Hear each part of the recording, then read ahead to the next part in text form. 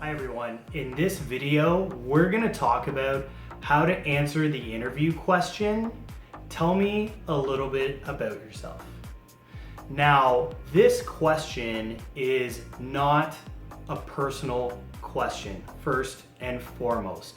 This is probably the biggest mistake that candidates make when interviewing.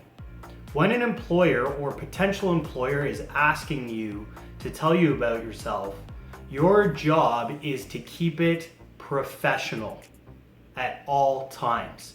They're not looking for family or personal background, personal struggles that you've overcome, contrary to that question. Now, why would they ask you to tell you about yourself professionally when they already have a summary of your resume right in front of them?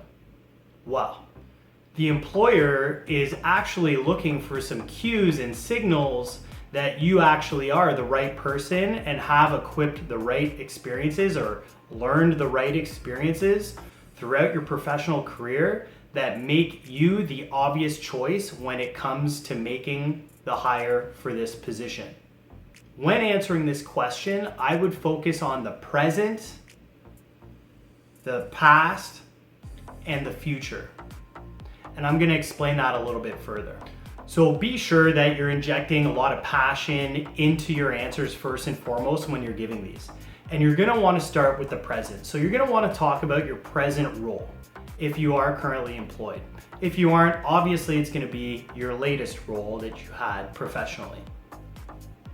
Now, when you're telling this story, you're going to be speaking about the role you had, the responsibilities that you carried, obviously, and your day-to-day duties, and what the expectations were of you in order to contribute successfully or be a contributing member to the organization. Now, when you're pulling out these responsibilities, it's really critical that you tie in some concrete accomplishments and examples. So what I mean is you are telling a story, but it's a professional one.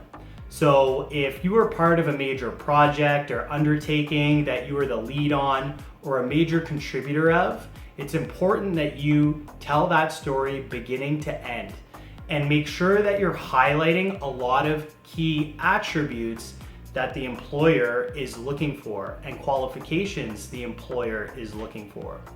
So for example, if your job in the past was to be an outside sales representative and generate net new business and achieve a quota of, let's say just for example's sake, $50,000 in the fiscal year. And you can walk them through a story where you closed a target account that made up over 75% of your quota, and you can explain how you actually accomplished making that sale, from prospecting to maintaining the relationship, building rapport and uncovering pain points, etc., to actually signing and delivering on the actual contract and the product and or service to the client. That is a great example to demonstrate how, if you are, in this example, applying for a sales position that requires you to make sizable sales that maybe take time to close, that you're capable of complex, longer sales cycles and dealing with high dollar volumes when it comes to selling. So you've got to pull in these stories. Now that's your current role. Now we're going to go back to the past a little bit. We want you, or the employer would like to see how you got there and what your thought process was. So when they're looking at the resume, they obviously are looking for progression. So did you go from maybe a business development representative or an inside salesperson where you were primarily on the phones, or maybe dealing with smaller accounts, and now you're dealing with major accounts, or an outside sales representative dealing with the sales cycle in completion from start to finish, actually prospecting and dealing with customers face to face? Have you moved up in salary and position within an organization, or when you transitioned out of an organization to another, did you progress as well in your seniority level? These are all really key indicators of the right kind of progressions, no matter what your career is, that the employer is looking to see and take from. So again, speak to your accomplishments, your roles and responsibilities, why you left, and gap that story as well, be it you were looking for more income, newer challenges, more autonomy, and make sure that you tie this into what the employer is looking for yet again. And that brings me to the third part of the formula, which is the future. So, provided you did the right things and did all your homework before walking into an interview and going over the job description for the role that you're interviewing for, you should be able to connect what this company is looking for and what the employer is looking for as you tell this story of the present and past. And throughout your storytelling, you need to be pulling in these key stories and tying them into what attributes they're looking for now in a person. And basically what you're doing is you're subliminally ticking the box for them, saying, this person has done exactly what we're looking for, and they've done it through progression and have progressed throughout their career. They should be a good fit in our organization and help them feel more secure about making the hire and you being that hire.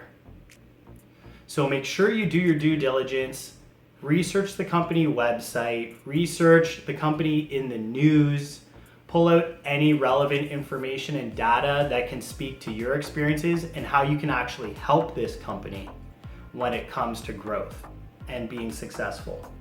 So now you've taken the past, the present, and the future, and you've tied it into this latest role through telling non-personal but professional stories. Now it's important that you're succinct and you're not just reciting and regurgitating your resume. Even if you have those accomplishments highlighted in bullet form, elaborate, put some context into it, bring your personality. Obviously, there's a lot to body language and voice inflection, and the way you present this information, that is gonna help you out as well. They really wanna know that you clearly understand your roles and duties and what you've done historically and what you intend to do for them if you are hired. Another important thing is to make sure you know your audience. So do your due diligence on the hiring manager as well. So as you're telling these stories, you can tie them back to things that may relate to them as a professional. So you could check out their LinkedIn profile and see that they progressed to the hiring manager position by actually having similar roles to you in the past. Maybe you even worked at the same company at different time periods in the past, and you can tie that in and relate to that and speak to that and inject that into your storytelling while you're reciting your professional experiences. And remember, bring a lot of energy, bring a lot of enthusiasm, and stay positive. This is your first impression, and it could very well be your last. So be impactful. So please stay away from personal stories. It's very tempting.